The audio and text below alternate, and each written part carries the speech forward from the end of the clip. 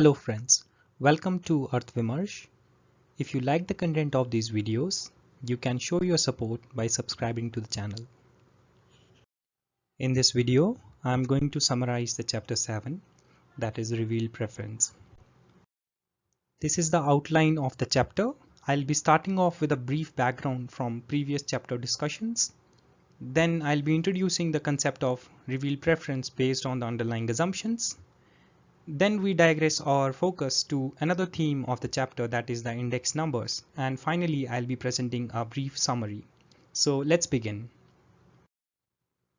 Under the classical consumer theory, we have been understanding the optimal choice decision based on the preferences and the utility functions. And given the budget constraints, we were saying that what would be the optimal bundle or how the choice decisions are being made, which are offering an optimal bundle. But utility functions, they cannot explain the preference in definite sense. They only provide an approximation. Now, what does that mean?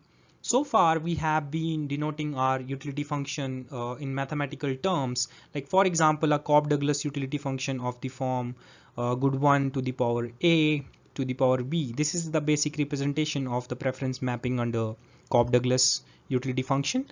So even if, say for example, a consumer has this type of preferences, okay, it can't be that we assume that a consumer will be having this kind of preferences throughout. I mean, assuming them to be constant is a very strong assumption. But what do these utility functions do is that they provide us a good approximation in understanding the preference behavior. But this is where the revealed preference theory comes into picture, acknowledging the fact that utility functions, they don't provide an exact approximation, okay, to the preferences. So Paul Samuelson in 1947 came up with the concept of revealed preference. What it means is that we are basically having now an opposite approach. Now we can deduce a consumer's demand or utility functions, or what we call as a preferences, from the consumer behavior. That is, choices are given, we can have the utility function, and from that we can know that what are the preferences of a particular consumer. In the former case, in case of consumer theory, it was opposite. From preferences we were arriving at the utility function and then to the choice decision. Here it's backward approach. Now analyzing these choices, this will help us in going backward to set of preferences that influence the choices being made by a consumer. And hence to economists, why this approach is useful, because it helps or allows them to study consumer behavior empirically. Before we understand the weak and the strong axioms of the revealed preference, it's important to understand what is the underlying assumption behind this theory. So the most important assumption is that of the preferences which are assumed to be strictly convex. That is, the indifference curves are going to be convex to the origin, right? This is from the preferences chapter we have already discussed. I would request you to revisit if there is any confusion regarding this assumption. Then also we are assuming, because a unique solution should exist for optimal choice bundle, so we assume that indifference curves don't have the flat spots, which means that indifference curves can't be like this with a flat slope. Okay, this can't be the case. They have to be convex with which offer only a unique solution. Now let us assume that there are two bundles which are affordable to a consumer. Like this is bundle 1, this is bundle 2, and bundle A and bundle B, they are comprising of good X and good Y. Okay, this is in A, and this is in bundle B. You have X and Y composition. Okay, so this is the composition of the bundles. So now question is that, given that we observe that consumer chose bundle B when both could have been, chosen, any of them was affordable, with the given income which the consumer had. Okay, so if both were affordable and the consumer chose B, what can we conclude? We can say that the consumer must had a liking towards B as compared to bundle A, right? So the consumer chose bundle B at prices. Let's assume that the prices for both commodity X and Y were PX and PY respectively. So consumer chose bundle B at price PX and PY, right? And bundle A is affordable at the same prices. I mean, this also had the same set of prices associated with it. What can we infer from this is that the cost of bundle B is going to be more than cost of bundle A, because when you are spending your share of income on bundle B instead of A, then you are incurring more cost on bundle B, right? So the product of this cost, right, PX times XB plus PY times YB, it will be greater than or equal to the product of the price and the quantity in case of bundle A, right? And hence we get this relation, I mean this equation, that product of the prices with respect to the quantity in these two bundles, for the chosen bundle it's going to be greater than that of the bundle which has not been chosen. Therefore it must be the case that the bundle which has been chosen is revealed to be preferred over the other bundle, that is bundle A. So bundle A is preferred over bundle A. This we can conclude from this simple observation, right? So the indifference possibility of the indifference curve that is ruled out because equivalence, why the possibility of, so the possibility of indifference has been ruled out because strictly convex preferences are there in our assumption, right? So that's why, because we had assumed that the indifference curves are going to be strictly convex, so that possibility of equal to has been negated here. Let us now understand what the theory states. From consumer theory, we know that the consumer equilibrium condition and what bundles are feasible for a consumer given the utility function and the budget constraint, right? We know from the consumer theory that how to go about deriving your optimal combination of goods when the budget M was given, your utility function was also defined, right? Now consider that the budget constraint BC1 or PQ, you can take any, let's say PQ. PQ is the budget constraint with price of good 1 as P1 and the price of good 2 is P2. So X1 has a price of P1, X2 has a price of P2 associated with them, and the points below the budget line are feasible but not optimal. This is a very simple observation, right? So B point is somewhere here, and it's optimal, it's not optimal point, right, but it's feasible within this budget line. It's lying within this area, right? This is the feasible region. Any point in this area is feasible, so point B is feasible. Okay, now optimal ones are the ones which are on the budget line. So here, say for example, we have this point A, so this is the point which is optimal because a consumer is exhausting his or her entire budget on this, so that's why it's optimal. Now A is optimal as compared to bundle B, which is suboptimal as shown in this figure. Now A contains more good at given prices and budget. This is also clear, right? As A contains more good at the given prices and the budget, which we already defined, so we can say that A is revealed to be preferred over B. What we can conclude is A is revealed to be preferred over B. And this is what we call as the weak axiom of revealed preference. That is, the consumer chooses A has been chosen over B, okay, even when both could have been afforded, both were affordable with the income that was there with the consumer. So weak axiom of revealed preference, basically it answers the question that can we predict which bundle the consumer will choose if there is a set of prices at which both bundles A and B are affordable. So to this question, this weak axiom of revealed preference, okay, it's giving an answer. Now, this is an example to highlight what we had discussed.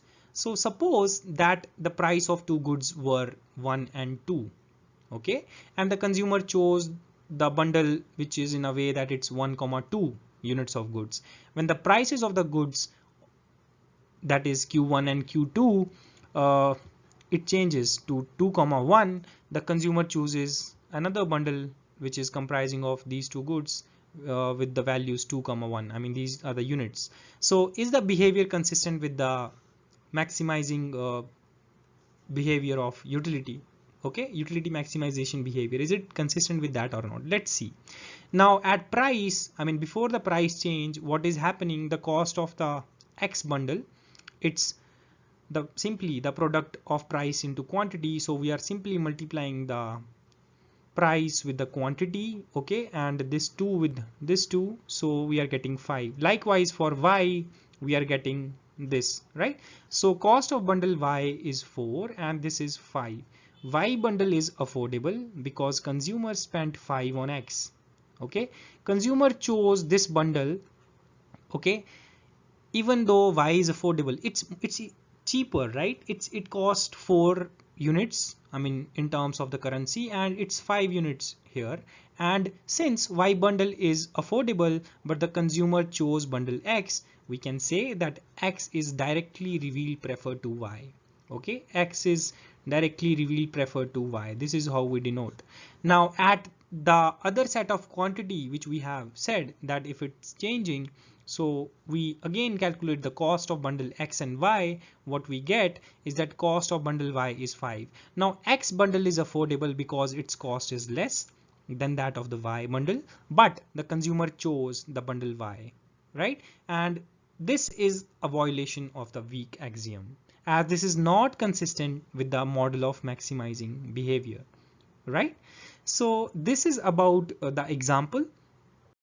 Let us now consider a situation when the budget line changes. Assume a point like C, which is not attainable on the given budget line, which we have discussed in our previous example. Like this is the budget constraint 1 representing this line, and there is a point like C which is lying outside this budget line, right? This is not within the budget line, it's not affordable.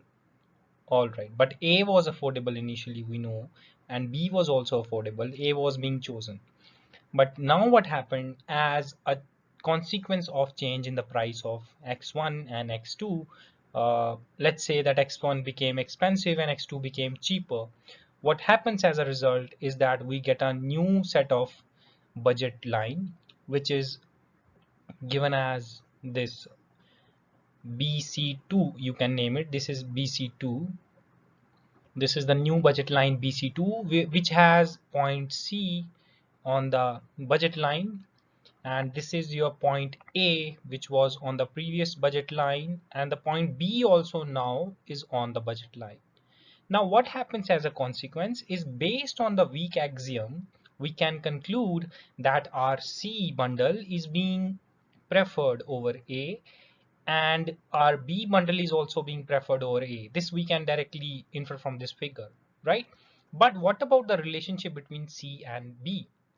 Is C being preferred over B or B being preferred over A? We don't have an answer to this situation, and this is where the dilemma arises. Now to answer this problem, we use the strong axiom of revealed preference. Okay, and what does it mean, or what does it imply?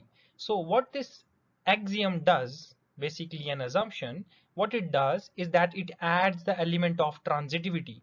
You can recall what transitivity means. We have already discussed in the preference chapter that if A is preferred over B, B is preferred over C, we can conclude that A is preferred over C, right? Through transitivity, we can conclude this. Now here also what we are trying to do is that by transitivity, we know that C is preferred over A, and A is preferred over B, right? This was preferred over this, and C is being preferred over A. So through transitivity, we can conclude that C is preferred over B as well. And we say that C is indirectly related to be preferred to B. All right. And theoretically, this approach can be used to build up on the utility function if one has access to unlimited data. So if we have the data on these, so we can easily figure out that what the consumer utility function will be. Just as a note, keep in mind that strong axiom of reveal preference is only an addition of transitivity assumption to the weak axiom of reveal preference. Index numbers. What are these? Index numbers basically measure how much a variable changes over time. We tend to come across different index numbers in news, in magazines, in journals, in the results being reported in research related to economics and other disciplines. So what are these? Like for example, we come across that CPI data for inflation, or wholesale price index for inflation, or the index of industrial production, which is a representation for the production output in an economy. Okay, so what are these? Basically, these are index numbers, but what does it mean in literal sense? So these numbers basically tell us about that how much this particular variable or particular index is changing over time. Okay, and we calculate these numbers or index numbers by finding the ratio of the current value to the base value. So say for example, we are having an index number for inflation. Okay, pi is for inflation. So we are trying to find out an index number for inflation. How we go about calculating it? So we will be having what we call as base value, something like a point of reference, and the current value. Like for example, if I consider a base value of 2012 year CPI as the base value, say for example, CPI in 2012 is accorded 100% weight. Okay, it's given the weight. Now next year onwards, I'll be observing for CPI. Okay, so corresponding to the change in the values, I can calculate that how much percentage change is there, right? And index numbers are the measures which come into play in terms of providing you these insights.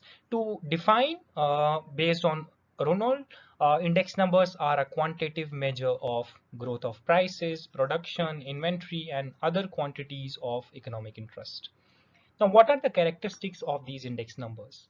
Now, they are specialized averages because there are different set of index numbers which depend on the researcher's requirement or the problem under consideration, or the data series or the variable under consideration, according to which these numbers are compiled.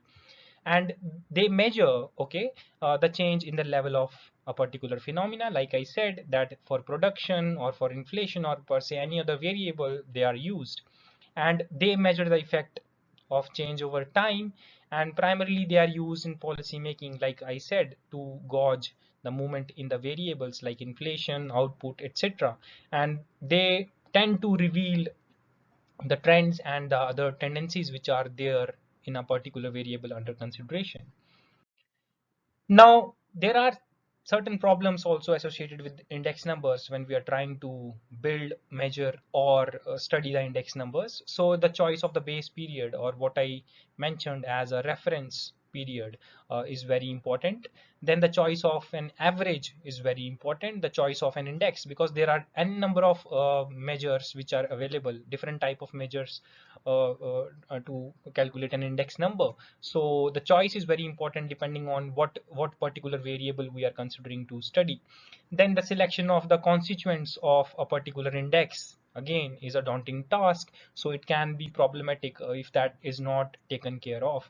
Then the data collection is again very important when we are building on an index number. Say for example, we are trying to measure inflation or output or any other variable and trying to build an index on them, but without having a good data, or without having data So it can be daunting to work on that.